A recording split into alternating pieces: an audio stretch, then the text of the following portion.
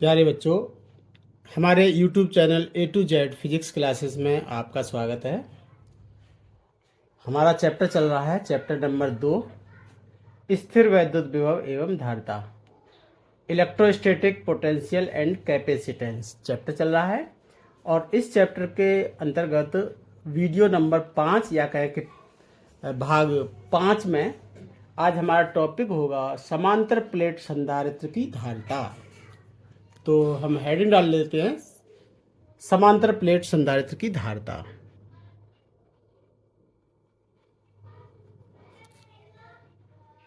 समांतर प्लेट संधारित्र की धारिता अंग्रेजी में लिखेंगे capacitance of parallel plate capacitor.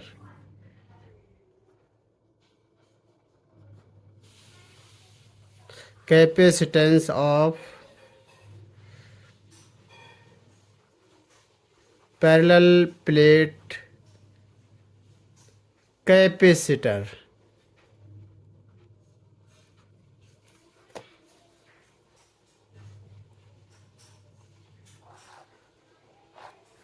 ये हमारा आज का टॉपिक है।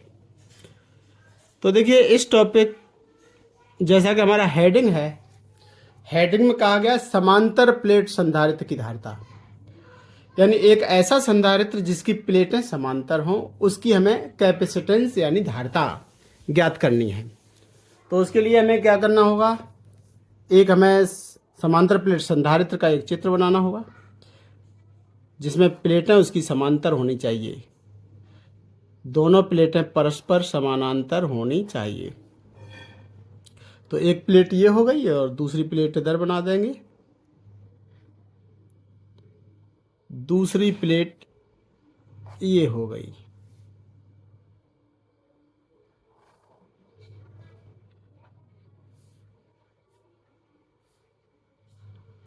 ये दो प्लेटें हैं, समांतर प्लेट संधारित्र बनाना है तो दो प्लेटें बनानी है जो कि समांतर हो। एक्स और वाई मान लीजिए कि दो प्लेटें हैं, और हम क्या करेंगे कि पहली वाली प्लेट को हम प्लस क्यू आवेश देंगे। तो पहली वाली प्लेट को प्लस क्यू आवेश देना है। जब हम इसको प्लस क्यू आवेश देंगे तो पहली प्लेट धनावेशित हो जाएगी, इस पर धनावेश उत्पन्न हो जाएगा, यानी यहाँ पर धनावेश उत्पन्न हो जाएगा। तो वैद्युत प्रेरण के द्वारा सामने वाली प्लेट पर जो ऋणावेश होंगे या कहें कि इलेक्ट्रॉन होंगे, वो आकर्षित हो जाएंगे और अंदर साइड आ जाएंगे, और अंदर साइड आ जाएंगे तो यानी बाई प्लेट का अंदर वाला पार्ट ऋण आवेशित हो जाएगा। तो सामने वाली प्लेट का सामने वाला हिस्सा ऋण आवेशित हो जाएगा और बाहरी हिस्सा ये धनावेशित हो जाएगा। लेकिन बाहरी वाले पार्ट को हम जोड़ देते हैं पृथ्वी से, यानी इसको अर्थ कर देते हैं। इसको हमने जोड़ दिया है पृथ्वी से, अर्थ कर दिया है। तो क्या हो जाएगा, ये जो धनावेश था बाहर वाली यानी बाई प्लेट के बाहरी हिस्से पर जो धनावेश था, वो धनावेश पृथ्वी में चला जाएगा, पृथ्वी में ये चला जाएगा। तो इस प्रकार से दो प्लेटें जनरेट हो जाती हैं जिस पर विपरीत आवेश हैं, यानी इस पर धनावेश है तो सामने वाली प्लेट पर ऋणावेश है। दोनों पर आवेश समान है, आवेश का पृष्ठ घनत्व भी सिग्मा समान होगा। इस पर भी आवेश का पृष्ठ घनत्व सिग्मा है तो दूसरी पर भी आवेश का पृष्ठ घनत्व सिग्मा होगा। बस अंतर इतना होगा, इस पर धनावेश होगा और दूसरी पर ऋणावेश होगा। धनावेश घनत्व होगा और यहाँ पर ऋणावेश का घनत्व होगा। हम यदि ये मान लें कि प्लेटों के बीच की दूरी है स्मॉल डी, तो देखिए, और प्लेटों का क्षेत्रफल दोनों का ही क्षेत्रफल ए है, पहली भी प्लेट का क्षेत्रफल ए और दूसरी भी प्लेट का क्षेत्रफल कैपिटल ए है। यदि हम वैद्युत बल रेखाएं दिखाएं तो वैद्युत बल रेखाएं हमेशा धनावेश से चलती हैं और ऋणावेश पर खत्म हो जाती हैं। तो यहाँ इस प्रकार से होंगी, यानी यहाँ धनावेश है, ये ऋणावेश है, तो वैद्युत बल रेखाएं धनावेश से चलेंगी और ऋणावेश पर खत्म हो जाएंगी इस तरह से। ऐसे ही यहाँ पर देखें,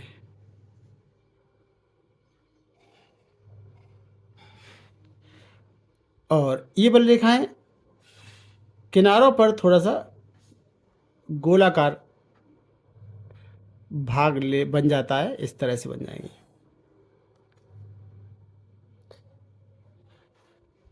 सर्किल टाइप में आ जाएंगी यहाँ पर। यदि ये मान लिया जाए कि प्लेटों के बीच में कुछ परावैद्युत माध्यम भी रखा गया है जिसका परावैद्युतांक K है, और प्लेटों के बीच में वैद्युत क्षेत्र E है। वैद्युत क्षेत्र कितना है? E है। तो वैद्युत क्षेत्र E का मान कितना होगा? इसके लिए हम पीछे गॉस प्रमेय वाले टॉपिक में पढ़ चुके थे। अनंत विस्तार की अचानक एक चादर के कारण वैद्युत क्षेत्र निकाला था, सिग्मा बटे एप्सिलॉन 0 निकला था, सिग्मा बटे 2 एप्सिलॉन 0 निकला था। फिर हमने क्या किया था, दो प्लेटें रखी थी आमने सामने, यानी समांतर दो प्लेटें रखी थी। समांतर प्लेटों के बाहर वैद्युत क्षेत्र शून्य था और अंदर निकला था सिग्मा बटे एप्सिलॉन 0। अगर प्लेटों के बीच में कोई परावैद्युतांक नहीं है, यानी प्लेटों के बीच में निर्वात है, तो सिग्मा बटे एप्सिलॉन 0 था। और वैद्युत क्षेत्र का मान अगर मान लो के परावैद्युतांक है, तो यहाँ पर वैद्युत क्षेत्र ई बराबर निकला था सिग्मा बटे के एप्सिलॉन 0, यानी ये वाला सूत्र यहाँ पर यूज होगा। ये सूत्र हम पीछे निकाल चुके हैं। तो सबसे पहले तो इसका चित्र का वर्णन कर लेते हैं हम, यानी चित्र में क्या दिखाया गया। चित्र का वर्णन करने का मतलब, माना कि एक समांतर प्लेट संधारित्र है जो दो प्लेटों एक्स और वाई से मिलकर बना है। तो लिख लेते हैं, माना एक समांतर प्लेट संधारित्र, समांतर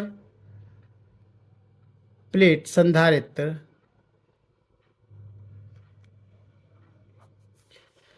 एक्स व वाई प्लेटों से मिलकर बना है।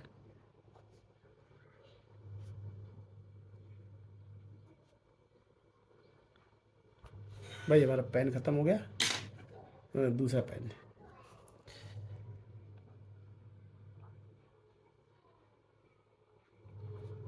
है। माना एक समांतर प्लेट संधारित्र एक्स और वाई प्लेटों से मिलकर बना है, और जिसकी प्लेटों का क्षेत्रफल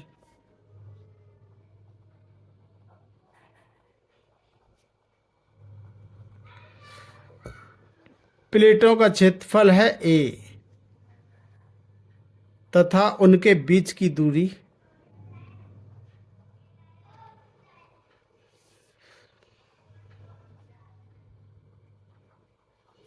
स्मॉल t है। ऐसा हम थोड़ी देर के लिए मान लेते हैं, ठीक है। प्लेटों का क्षेत्रफल a है और उनके बीच की दूरी है स्मॉल t, और प्लेटों के बीच तथा प्लेटों के बीच माध्यम का परावैद्युतांक है, परावैद्युतांक के है ना। परावैद्युतांक कितना है? के है। अब हम यहां पर ये मान लें, यदि पहली प्लेट को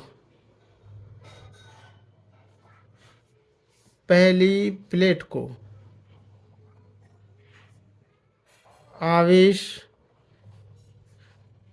प्लस क्यू दिया जाए, तो वैद्युत प्रेरण द्वारा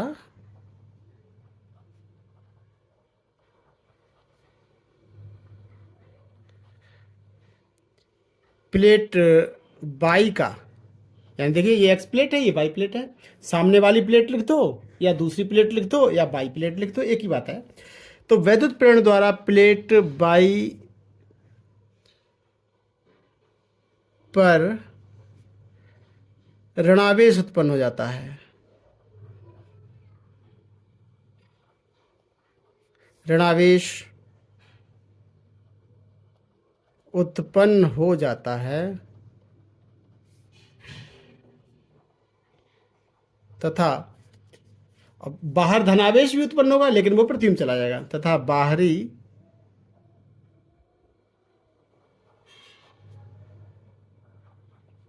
धन आवेश कहाँ चला जाएगा? धनावेश पृथ्वी में चला जाता है।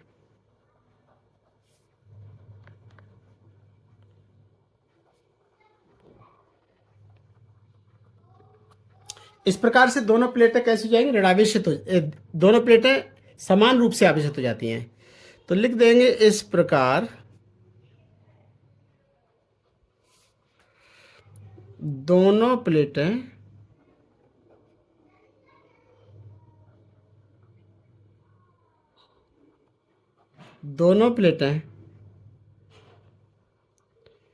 समान किंतु विपरीत आवेश से आवेशित हो जाती हैं।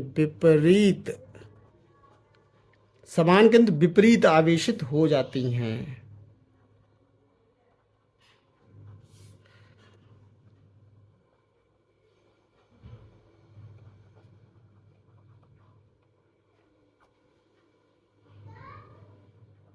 यदि प्लेटों पर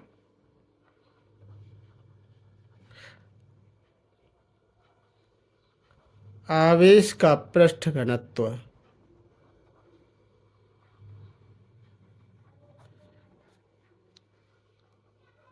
सिग्मा हो तो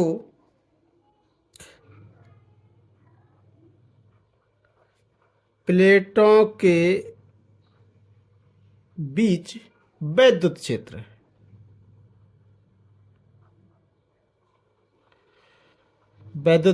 लिख दो या वैद्युत क्षेत्र की तीव्रता लिख दो। तो प्लेटों के बीच वैद्युत क्षेत्र की तीव्रता ई बराबर कितना हो जाएगा? देखिए ये सूत्र हम पहले ही बताया कि प्लेटों के बीच वैद्युत क्षेत्र जो ई होता है, ई बराबर होता है सिग्मा बटे के एप्सिलॉन जीरो। ई बराबर sigma upon K epsilon zero ये होता है, पीछे हम निकाल चुके हैं। तो यहाँ पर हम क्या करेंगे? अब सिग्मा का भी मान रख दीजिए, यानी आवेश का पृष्ठ घनत्व सिग्मा बराबर था आवेश बटे क्षेत्रफल क्यू बटे ए, ये मान रख दीजिए। तो ये हो जाएगा ई बराबर यानी क्यू बटे के, पहले से ये है के एप्सिलॉन जीरो है और ये ए और आ गया, क्यू बटे ए करना था हमें, ये ए निकल आया। ठीक है, अब हम यहाँ पर ये मान लें कि यदि प्लेटों के बीच विभवांतर वी हो, तब क्या होगा? यदि प्लेटों के बीच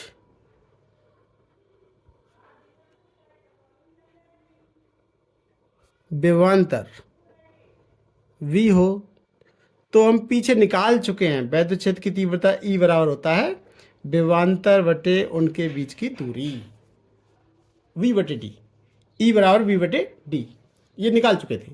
तो यहाँ से v निकाल देंगे, विभवांतर v बराबर हो जाएगा यहाँ से E इंटू डी। ठीक है, E का मान ऊपर से रख दो, E बराबर रखना है Q बटे के एप्सिलॉन जीरो ए इंटू डी, डी ऑलरेडी है तो ये निकला अभी। तो लेकिन हमें V नहीं निकालना था, हमें निकालना था संधारित्र की धारिता, तो C निकालना है। तो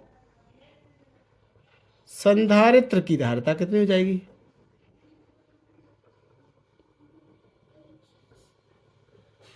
संधारित्र की धारिता C बराबर होता है Q बटे V, Q upon V। V का मान ये निकाल चुके ऊपर, क्या था? Q बटे के एप्सिलॉन जीरो ए इंटू डी। तो देखो ये Q से Q कट गया और अब बचेगा C बराबर, धारिता C बराबर ये के एप्सिलॉन जीरो ए है, ये ऊपर चला जाएगा यानी के epsilon zero A upon D, ये आ जाएगा। तो ये सूत्र निकल कर आ गया। अब देखिए इसमें अलग कंडीशन हो सकती है। अलग कंडीशन क्या हो सकती थी? अभी हमने चित्र में यहाँ पर बताया था कि प्लेटों के बीच में जो माध्यम है उसका परावर्तनांक के हो, तो यहाँ पर ये के आ गया है फार्मूले में भी। यदि यहाँ पर ये मान लें कि प्लेटों के बीच पूरा माध्यम निर्वात है, तो निर्वात के लिए जो k का मान होता है वो 1 आ जाएगा। तो सूत्र बदल जाएगा, यानी k बराबर, यहाँ पर k बराबर 1 आ जाएगा। फिर रह जाएगा c बराबर रह जाएगा एप्सिलॉन 0 a बटे d, इतना रह जाएगा। तो आगे बढ़ते हैं हम। तो यहाँ पर लिख देते हैं, यदि प्लेटों के बीच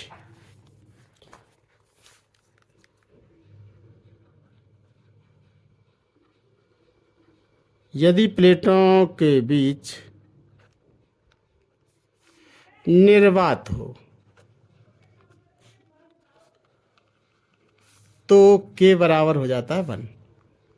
तो k बराबर 1 रख दीजिए उसी फार्मूले में। तो धारिता को भी हम C0 से डिनोट कर देते हैं। C बराबर था k एप्सिलॉन 0 a बटे d, तो k का मान 1 हो गया और रह गया अब एप्सिलॉन 0 a अपॉन d। ये प्लेटों के बीच निर्वात हो तब के लिए धारिता हो जाती है। तो दोनों सूत्रों से अगर हम निकालना चाहें तो C बटे C0 बराबर क्या आ जाएगा, ऊपर था फार्मूला, यानी k epsilon 0 a upon d, और इससे भाग देना है तो ये संख्या उलट जाएगी, यानी d अपॉन एप्सिलॉन 0 a। तो एप्सिलॉन 0 a से ये कट गया, d से d कट गया, और ये आ जाएगा k, यानी c बराबर KC0, ये हो जाएगा। ठीक है। तो इससे क्या निष्कर्ष निकलता है, ये सूत्र क्या बताता है, C0 हमारी धारिता तब है जब प्लेटों के बीच में निर्वात हो, और C धारिता तब है जब प्लेटों के बीच में k परावैद्युतांक हो। तो इससे निष्कर्ष ये निकलता है कि प्लेटों के बीच में जब k परावैद्युतांक रख देंगे तब धारिता जो होती है, प्लेटों के बीच जब निर्वात होता है तब की धारिता का k गुना हो जाता है। कहने का मतलब, यदि प्लेटों के बीच निर्वात के स्थान पर k परावैद्युतांक वाला माध्यम रख देते हैं तो उस संधारित्र की धारिता k गुनी हो जाती है। इसका अर्थ ये है। तो क्या निष्कर्ष निकला,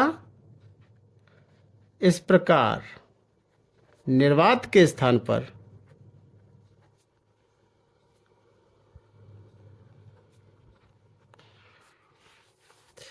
प्लेटों के बीच निर्वात के स्थान पर प्लेटों के बीच परावैद्युतांक के वाला माध्यम रख दिया जाए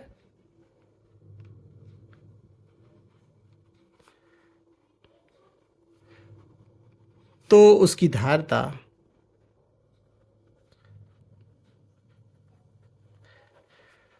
के गुनी हो जाती है।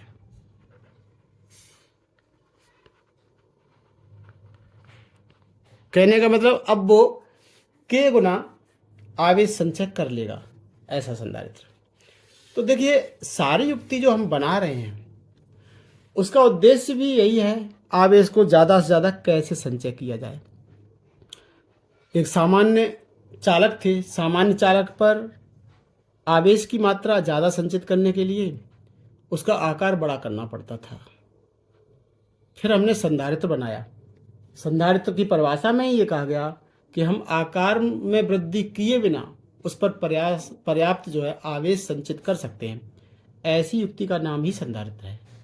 लेकिन बात आती है कि संधारित्र भी कैसा बनाया जाए जिस पर ज़्यादा से ज़्यादा आवेश संचित किया जाए। तो ये फार्मूले निष्कर्ष निकाल के बताते हैं। देखिए, ये फार्मूले क्या बताते हैं, गौर करिए।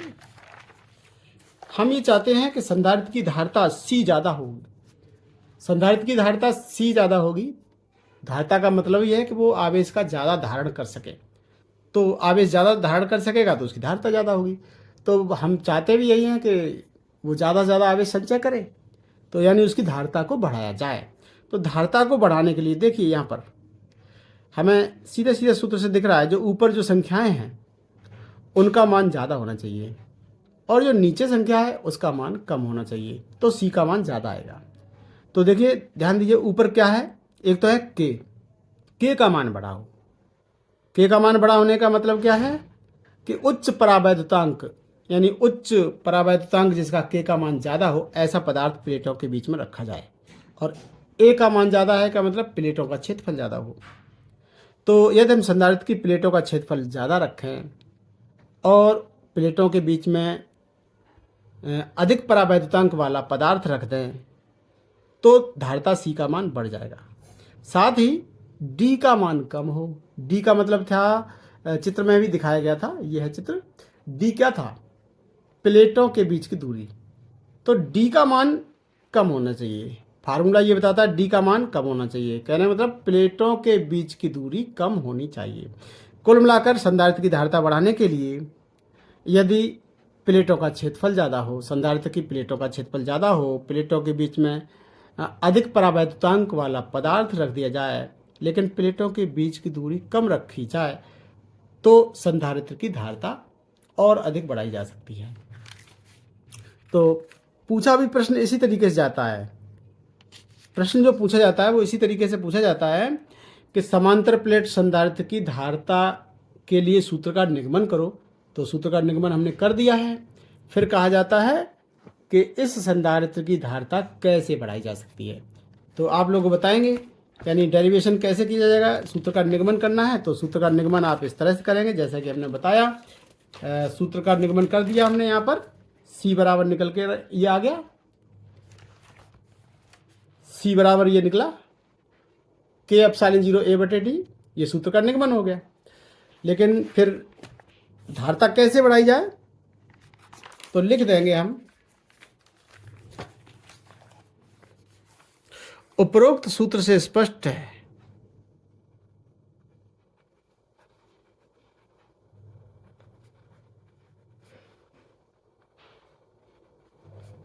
उपरोक्त सूत्र से स्पष्ट है कि संधारित्र की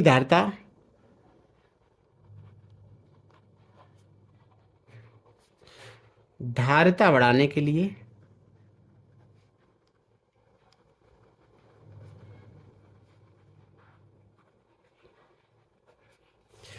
प्लेटों का क्षेत्रफल अधिक हो।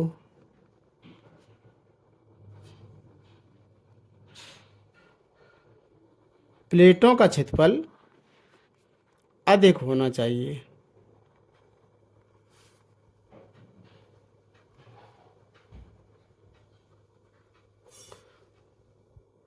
तथा प्लेटों के बीच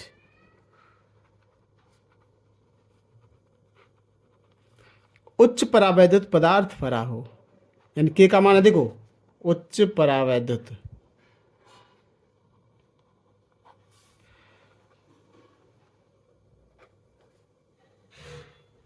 भरा जाना चाहिए। परंतु तो उच्च परावैद्युत पदार्थ भरेंगे, परंतु डी का मान, स्मॉल डी का मान ये निकला था स्मॉल डी, तो डी का मान कम होना चाहिए। तो कहने मतलब प्लेटों के बीच दूरी कम होनी चाहिए, परंतु प्लेटों के बीच की दूरी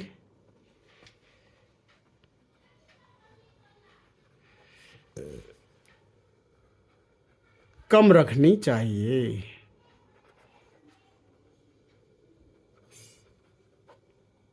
प्लेटों की बीच दूरी कम रखनी चाहिए।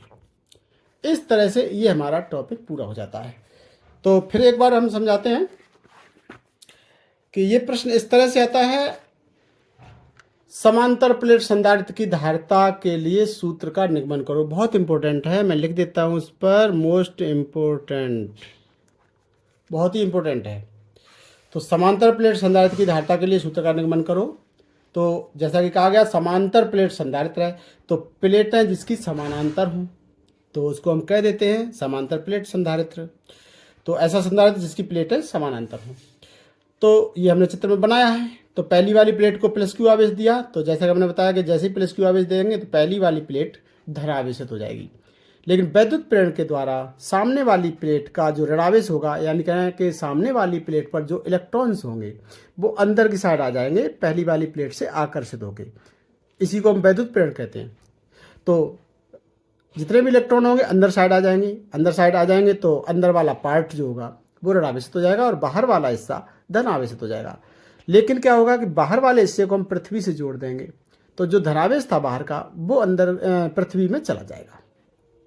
प्लेटों का क्षेत्रफल ए है और प्लेटों के बीच परावर्तनांक के है।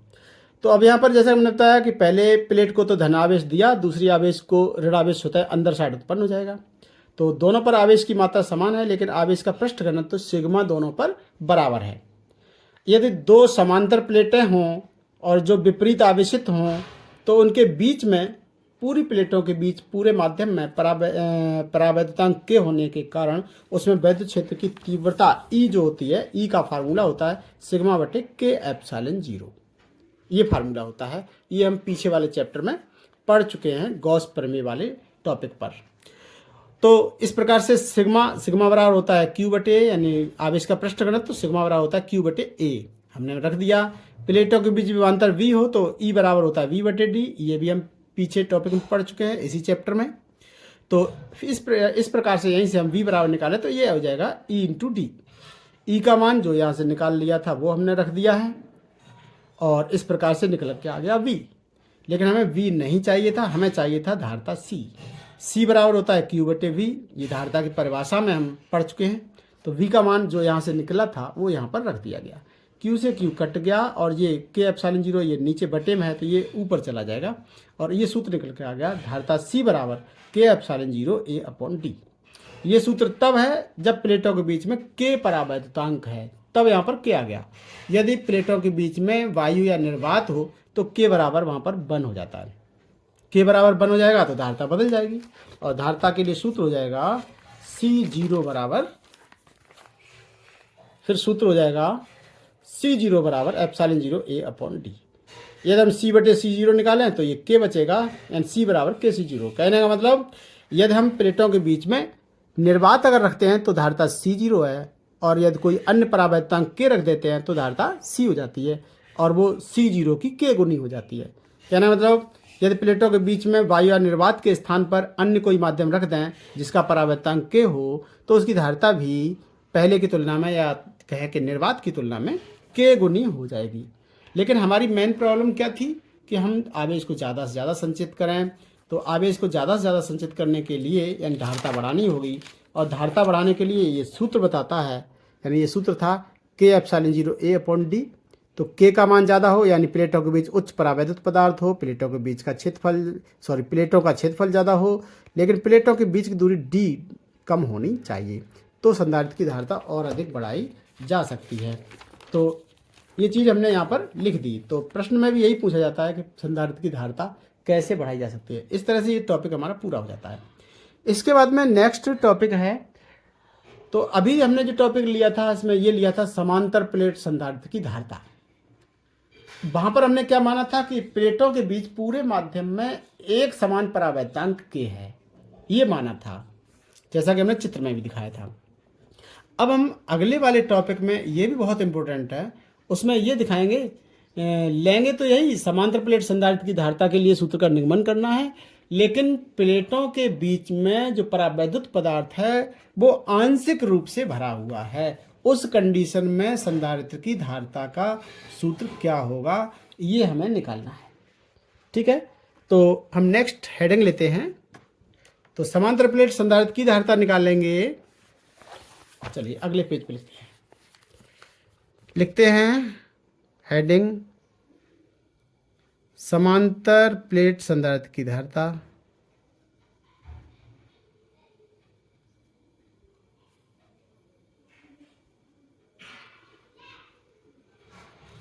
जबकि प्लेटों के बीच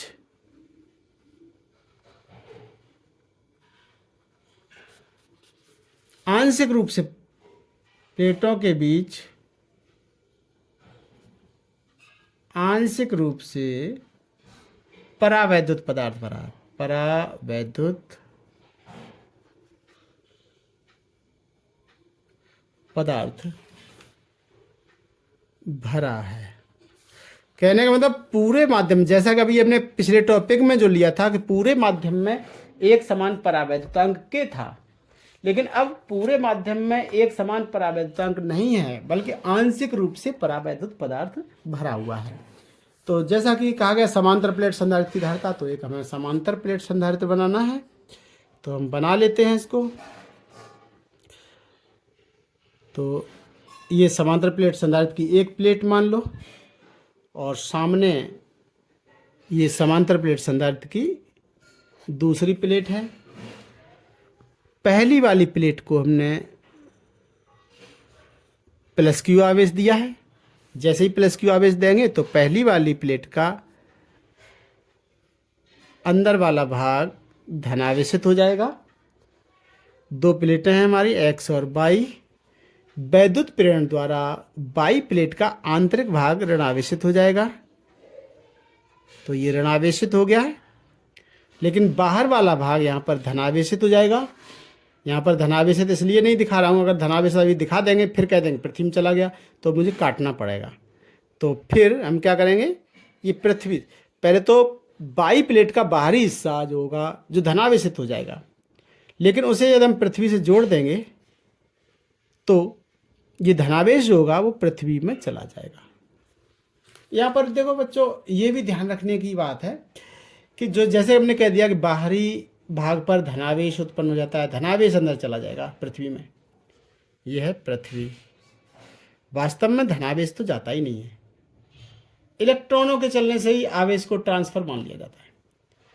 तो फिर ये धनावेश पृथ्वी में चला कैसे जाएगा, उसको समझने के लिए कि ये धनावेश होने का मतलब है यहाँ पर इलेक्ट्रॉनों की कमी है। तो पृथ्वी जो होता है वो इलेक्ट्रॉनों का समुद्र है। इलेक्ट्रॉनों का पृथ्वी जो है इलेक्ट्रॉनों का समुद्र है। पृथ्वी से बहुत सारे इलेक्ट्रॉन आएंगे और इस धनावेश पर जहाँ पर इलेक्ट्रॉनों की कमी थी उसकी पूर्ति कर देंगे। क्लियर हुआ कि नहीं। बाई प्लेट पर हमने कहा कि बाहरी हिस्से पर धनावेश है। धनावेश का मतलब वहाँ पर इलेक्ट्रॉनों की कमी है। धनावेश का मतलब होता है, ऋणावेश का मतलब होता है इलेक्ट्रॉनों की अधिकता, और धनावेश का मतलब होता है इलेक्ट्रॉनों की कमी। कहने का मतलब बाई प्लेट पर बाहरी हिस्से पर इलेक्ट्रॉनों की कमी है। और वो इलेक्ट्रॉनों की कमी क्यों हो गई, क्योंकि वो इलेक्ट्रॉन ही तो अंदर की साइड आ गए। ये ऋणावेश उत्पन्न होने का मतलब क्या है, अंदर की साइड यहाँ पर इलेक्ट्रॉन इकट्ठे हो गए। तो जब यहाँ पर इलेक्ट्रॉन इकट्ठे हो गए तो वो कहाँ से आए, बाहरी हिस्से से, यहाँ से चल चल के यहाँ पर अंदर साइड आ गए। तो यहाँ बाहरी साइड इलेक्ट्रॉनों की कमी हो गई, और उस इलेक्ट्रॉनों की कमी को पूर्ति कहाँ से कर देंगे, नीचे पृथ्वी से उसे पूर्ति कर देंगे, और इस प्रकार से ये धनावेश जो है ये मान लिया जाएगा कि पृथ्वी में चला गया। प्लेटों के बीच की दूरी मान लीजिए कि d है, और प्लेटों के बीच में अब हमने बताया कि आंशिक रूप से परावैद्युत पदार्थ भरा है। इसका मतलब है कि एक पट्टी है, बीच में एक पट्टी रख दी गई है। लो, ये परावैद्युत पट्टी रख दी गई है, के परावैद्युतांक की पट्टी भर दी गई है, और इस पट्टी की मोटाई स्मॉल टी है। पट्टी की मोटाई स्मॉल टी है। तो देखिए, जैसा कि हमने पीछे पढ़ा है, प्लेटों के बीच में वैद्युत क्षेत्र जो होता है परावैद्युतांक पर भी डिपेंड करता है। तो ये के परावैद्युतांक है, इसके अंदर तो वैद्युत क्षेत्र ई मान लो, और प्लेट के बाहर या कहें पट्टी के बाहर प्लेटों के बीच में जो निर्वात है, यहाँ पर निर्वात है, इधर भी निर्वात है, और इस निर्वात में वैद्युत क्षेत्र की तीव्रता E0 मान लीजिए। निर्वात में वैद्युत क्षेत्र यहाँ पर, यहाँ निर्वात है, यहाँ पर निर्वात है, निर्वात में वैद्युत क्षेत्र की तीव्रता E0 है, और के परावैद्युतांक में वैद्युत क्षेत्र की तीव्रता E है। ऐसा हम मान लेते हैं थोड़ी देर के लिए। तो यहाँ पर इसका चित्र का वर्णन भी कर लेंगे। तो हम यहाँ पर लिखेंगे, माना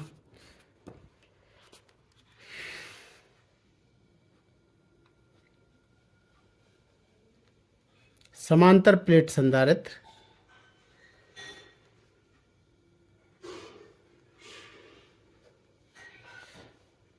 एक्स व वाई प्लेटों से मिलकर बना है।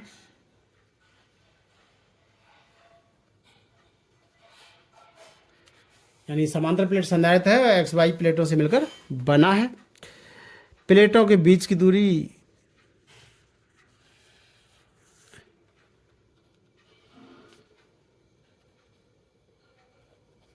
स्मॉल डी है, ठीक है। और प्लेटों के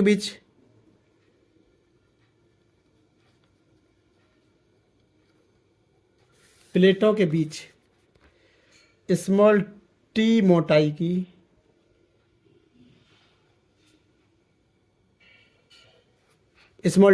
की के परावैद्युतांक की पट्टी रखी है।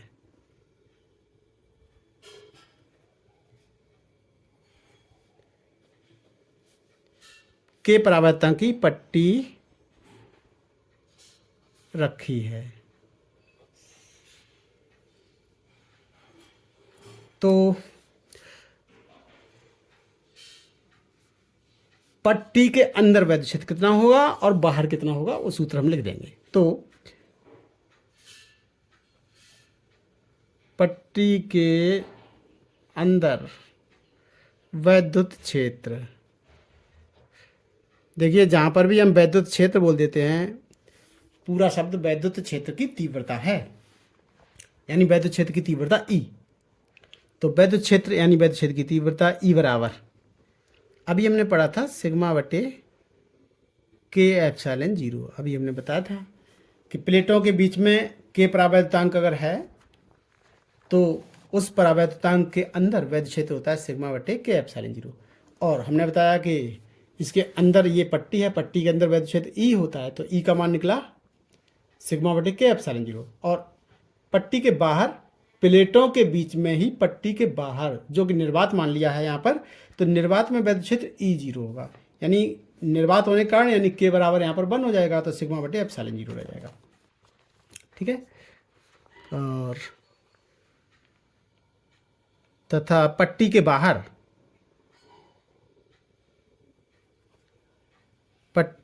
बाहर निर्वात में वैद्युत क्षेत्र,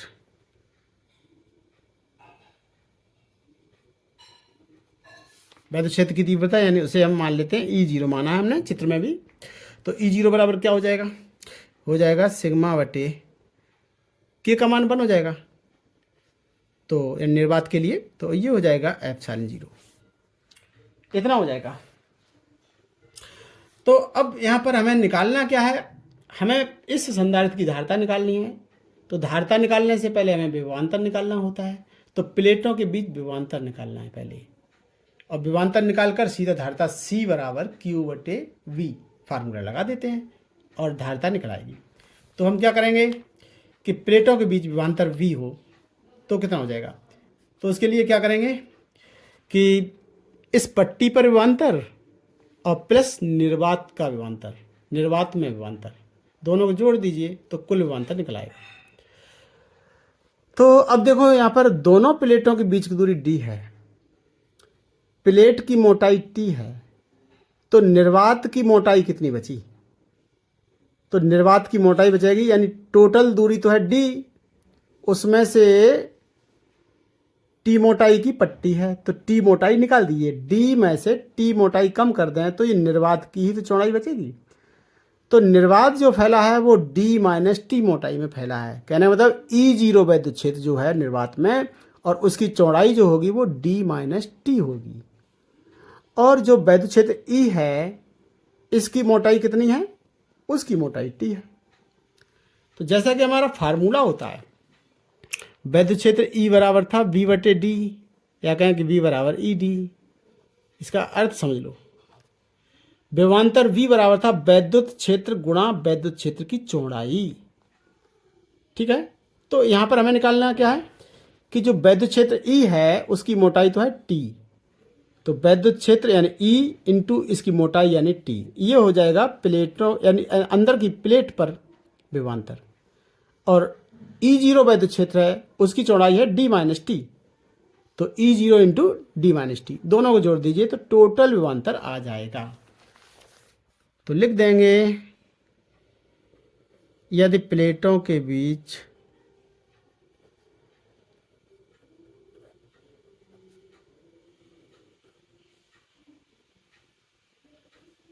विभवांतर बी हो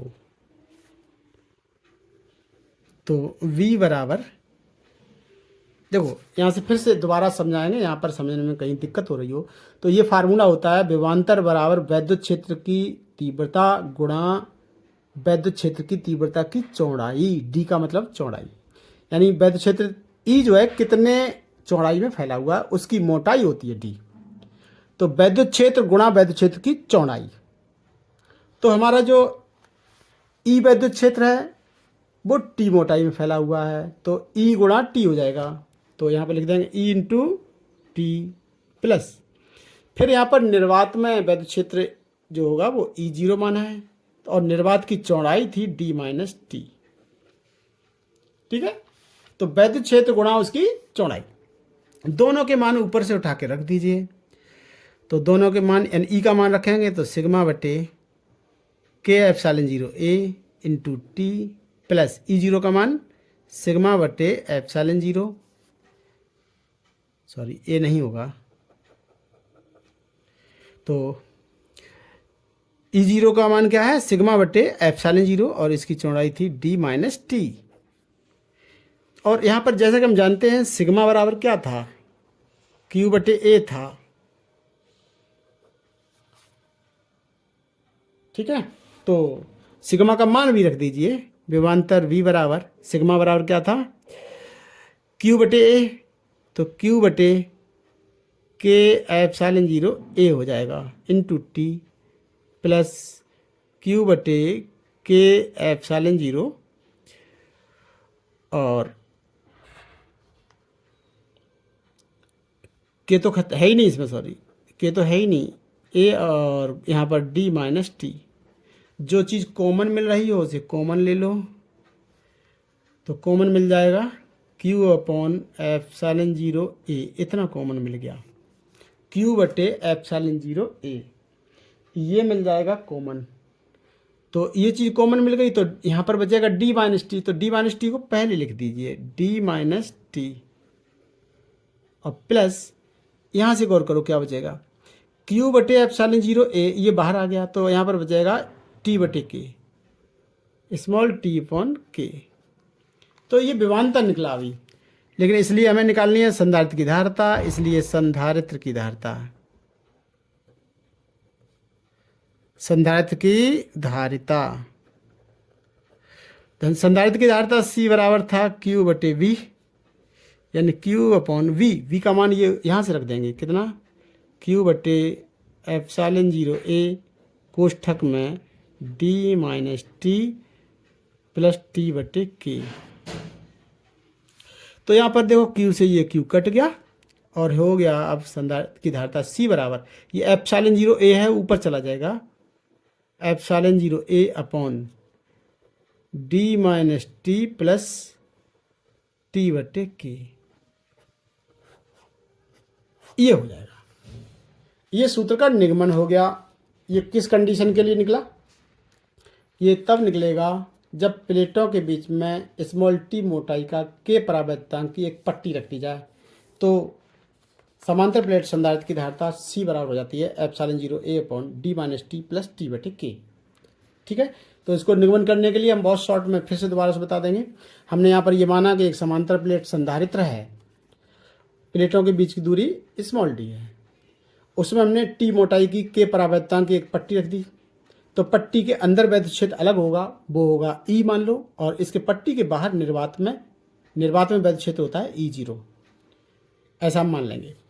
तो ई का मान होता है, ये सूत्र हम निकाल चुके हैं, ई बराबर होता है सिग्मा बटे के एप्सिलॉन जीरो, ये के परावैद्युतांक वाले माध्यम में वैद्युत क्षेत्र की तीव्रता का सूत्र होता है, ये पीछे निकाल चुके हैं।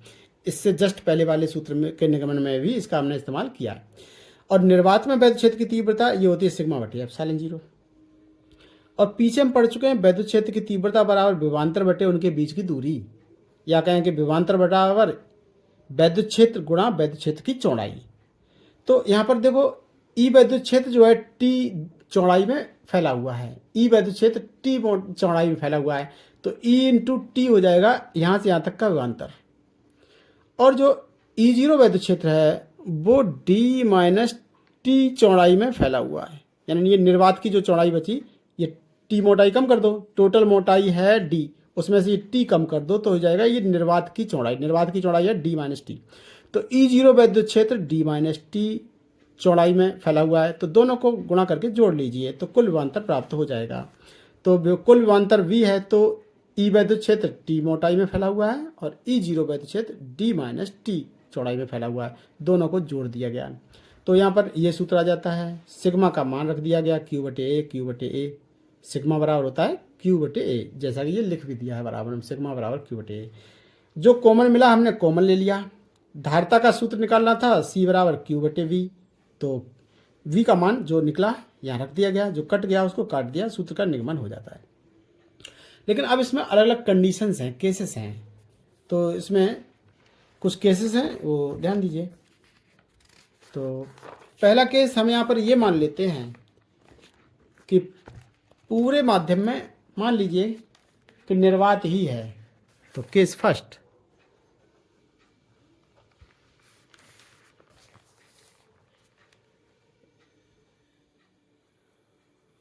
यदि प्लेटों के बीच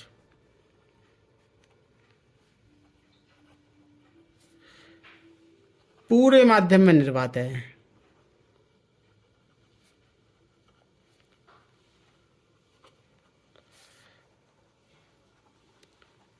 पूरे माध्यम में निर्वात है। तो अभी हमने निगमन में तो ये कहा था, निगमन में कहा था कि प्लेटों के बीच में टी मोटाई की पट्टी रखी हुई है, के परावैतांक वाली। अब हमने कह दिया कि पट्टी है ही नहीं, प्लेटों के बीच में निर्वात है, निर्वात है तो पट्टी की मोटाई खत्म हो जाएगी, यानी पट्टी की मोटाई जो टी बराबर होगी वो है ही नहीं। इसका मतलब पट्टी की मोटाई जो टी थी वो टी बराबर 0 हो जाएगी। तो जो ऊपर सूत्र निकला था उसमें टी बराबर 0 रखना है। तो धारिता C बराबर फार्मूला था हमारा एप्सिलॉन 0 A अपॉन, देख लीजिए ये सूत्र था, ये सूत्र था। यहाँ पर एप्सिलॉन 0 A बटे D माइनस टी और T बटे के, तो ये T दोनों जगह हैं, T का मान 0 रख देंगे। तो T का मान यहाँ 0 रखेंगे तो ये 0 हो जाएगा और ये भी 0 हो जाएगा, फिर बचेगा केवल D। तो एप्सिलॉन 0 A अपॉन D बचेगा। तो हो जाएगा फार्मूला क्या हो जाएगा, एप्सिलॉन 0 A अपॉन D हो जाएगा। तो D माइनस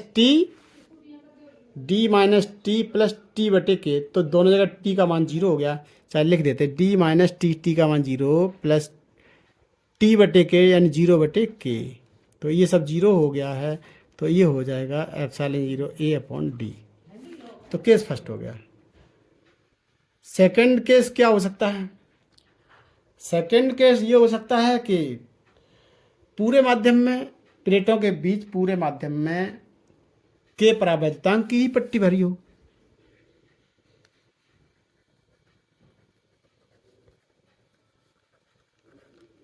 प्लेटों के बीच पूरे माध्यम में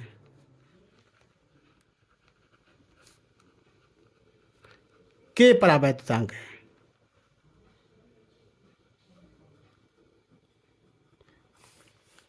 तो इसका मतलब क्या हुआ, पूरी पट्टियों के बीच में, मुझे बार बार पीछे पलट के दिखाना पड़ रहा है, ये पट्टी वो कह रहा है कि पूरे माध्यम में के परावैद्युतांक की पट्टी भरी हो। तो इसका मतलब क्या है, इसका मतलब ये होगा कि इस पट्टी की मोटाई जो स्मॉल टी है वो स्मॉल टी ना होकर प्लेटों के बीच की दूरी जो डी है, डी मोटाई की पट्टी होनी चाहिए, तो पूरे माध्यम में के परावैद्युतांक हो जाएगा। ये बात क्लियर हुई कि नहीं, पूरे माध्यम में परावैद्युतांक के है, इसका अर्थ यह है कि जो पट्टी की मोटाई स्मॉल टी जो माना है, उस पट्टी की मोटाई चौड़ाई बढ़ाते बढ़ाते कितनी हो जाएगी, प्लेटों के बीच की दूरी यानी डी के बराबर होनी चाहिए, यानी टी बराबर डी हो जाना चाहिए। तो हम रख देंगे टी बराबर डी, यानी तो क्या हो जाएगा, टी बराबर डी हो जाएगा। तो ऊपर जो फार्मूला निकला था उस फार्मूले में टी बराबर डी रखना है। तो धारिता C बराबर अब कितना हो जाएगा, देखो एप्सिलॉन 0 A अपॉन, देखिए डी माइनस यहाँ पर था टी, तो टी का मान कितना रखते हैं हम, डी प्लस यहाँ पर भी टी बटे के था, तो टी का मान यहाँ पर भी डी अपॉन के रख दीजिए। तो यहाँ पर देखो डी से डी कट गया, अब बटा डी, अब बचेगा डी बटे के, तो के चला जाएगा ऊपर को, तो ये हो जाएगा के एप्सिलॉन 0 A अपॉन डी। तो ये सूत्र हो जाएगा, अगली पहली कंडीशन में ये हो जाएगा। दो कंडीशन हो गई, इसके बाद माता भाई केस थर्ड। केस थर्ड क्या हो सकता है?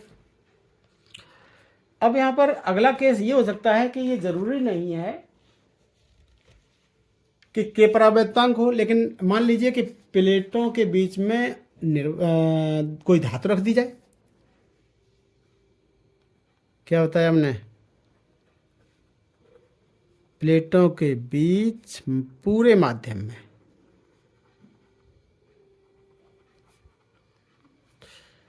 चालक रख दिया जाए। देखो यहां पर जो बात हो रही है, पहली कंडीशन में कहा कि प्लेटों के बीच पूरे माध्यम में निर्वात हो, तो ये हो जाएगा सूत्र। अगली कंडीशन में यानी के सेकंड में कहा है प्लेटों के बीच पूरे माध्यम में के परावर्तांक का ही माध्यम हो, तो ये फार्मूला हो जाएगा। अब तीसरे केस में कहा है कि प्लेटों के बीच पूरे माध्यम में कोई चालक रख दिया जाए, तो चालक के लिए बच्चों के बराबर होता है इनफाइनाइट।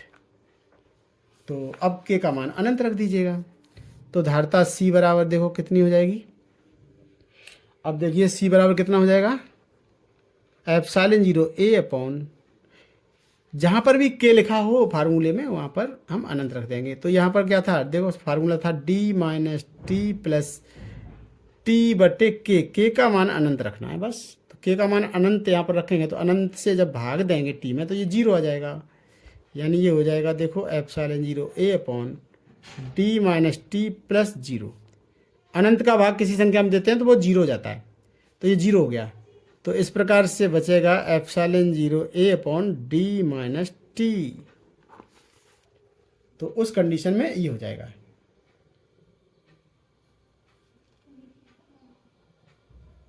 नो नो नो, हाँ यहाँ पर प्लेटों के बीच पूरे माध्यम में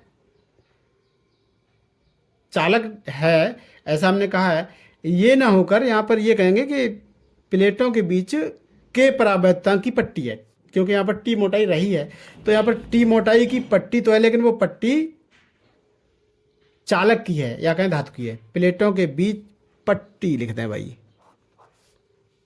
बीच पट्टी चालक की है, ठीक है। तो ये कंडीशन होगी। केस फोर्थ लीजिए। अगली कंडीशन क्या हो सकती है, यदि हम ये कहें कि बहुत सारी पट्टियां हैं, उनकी अलग अलग मोटाइयां हैं T1 T2 T3, यदि प्लेटों के बीच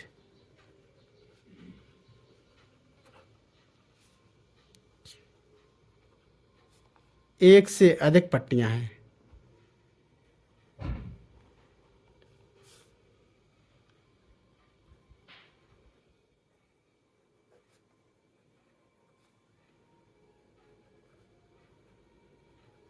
जिनकी मोटाइयां हैं T1 T2 T3 dot dot dot, और उनकी परावर्तांक तथा परावैद्युतांक हैं उनके K1 K2 K3 dot dot dot हो,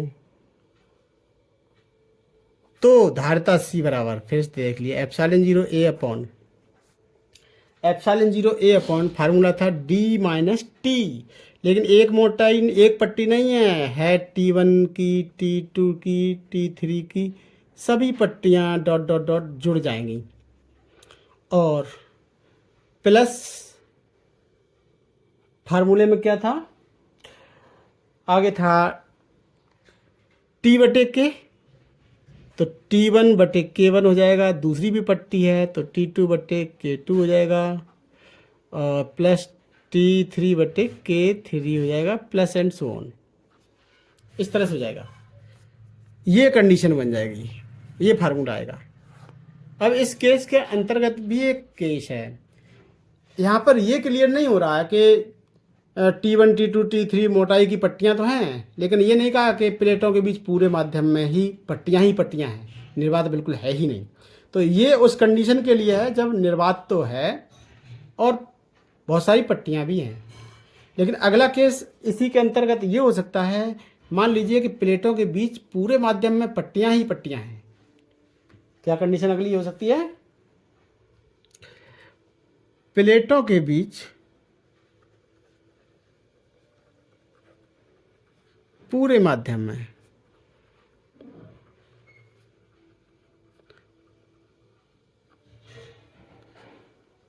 पट्टियां ही हैं, केवल पट्टियां ही पट्टियां हैं। तो इसका मतलब क्या हो जाएगा? सारी पट्टियों की मोटाई जो होगी प्लेटों के बीच की दूरी के बराबर हो जाएगी।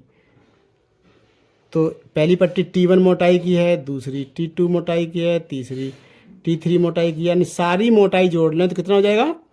प्लेटों के बीच की दूरी के बराबर हो जाएगी, क्योंकि प्लेटों के बीच की दूरी जितनी भी है उस पूरे में पट्टियां ही पट्टियां हैं। तो यहाँ पर इसका मान T1 plus T2 plus T3 plus dot dot dot इनकी बराबर योग बराबर हो जाएगा D। यहाँ पर रख दीजिएगा। तो C बराबर हो जाएगा एप्सिलॉन 0 A बटे D माइनस, और T1 प्लस T2 इसका मान प्लस T3 इसका मान हो जाएगा D प्लस T1 बटे K1 प्लस T2 बटे K2 प्लस T3 बटे K3 plus and so on. ये हो जाएगा। तो D से D कट जाएगा। अब धारिता C बराबर हो गई एप्सिलॉन 0 A बटे T1 बटे K1 प्लस T2 बटे K2 प्लस T3 बटे K3 plus and so on. इस तरह से हो जाएगा। इस तरह से ये टॉपिक भी हमारा पूरा हो गया। यानी यहाँ पर आज हमने दो टॉपिक लिए। पहला टॉपिक लिया था समांतर प्लेट संधारित्र की धारिता, और उसकी सूत्र के लिए निगमन किया और बताया कि उसकी धारिता कैसे बढ़ाई जा सकती है। और दूसरा टॉपिक, सेकंड टॉपिक हमारा था समांतर प्लेट संधारित्र की धारिता निकाली, लेकिन प्लेटों के बीच आंशिक रूप से परावैद्युत पदार्थ भरा हो। उसके लिए हमने ये सब पहले सूत्र का निगमन किया, और ये सब अलग अलग केसेस थे। केस फर्स्ट, सेकंड, थर्ड और केस फोर्थ, अलग अलग केसेस हो सकते हैं। तो उस कंडीशन में फार्मूले क्या होंगे वो सब हमने निकाला। तो इस तरह से हमने इस टॉपिक को भी पूरा किया है। तो अगला टॉपिक बच्चों हमारा जो रहेगा, अगर हम उसको भी लेते हैं तो थोड़ा सा वीडियो बड़ा हो जाएगा, वो 1 घंटे से काफ़ी ज़्यादा हो जाएगा, और अभी 1 घंटे में 3 मिनट कम है। तो फिर यानी वो ज़्यादा बड़ा हो जाएगा वीडियो, इसलिए यहीं पर हमें ख़त्म करना पड़ेगा।